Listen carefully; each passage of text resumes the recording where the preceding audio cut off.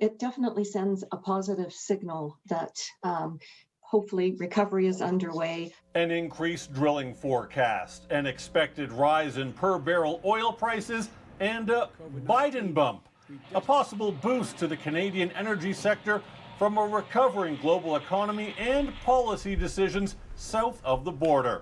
The updated projections are for a 29% jump in drilling in 2021 and for oil to sit at around $50 a barrel. Saudi and the OPEC plus countries have gotten together and said, look, they want to support oil prices. They don't want to see them in the 20s.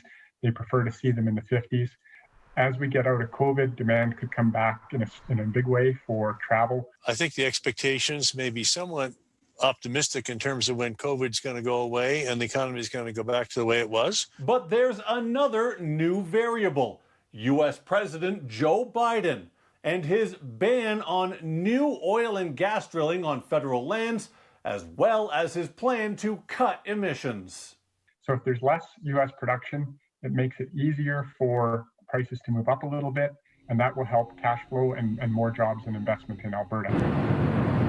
As for the climate plan, the fact that they are looking at a more green agenda, which Canada's federal government has done, will certainly help to level the playing field for investment in Canada. The Trump administration wanted to allow drilling in the Arctic, offshore Alaska. That's far riskier from an environmental perspective than what we already have with the oil sands. So if Biden undoes that and restricts that type of drilling, then that would be positive for Canada. But it's still going to be a bumpy ride. Yeah, I think we're going to still see some consolidation amongst companies. You know, there were some who suffered a lot as oil prices were low through COVID.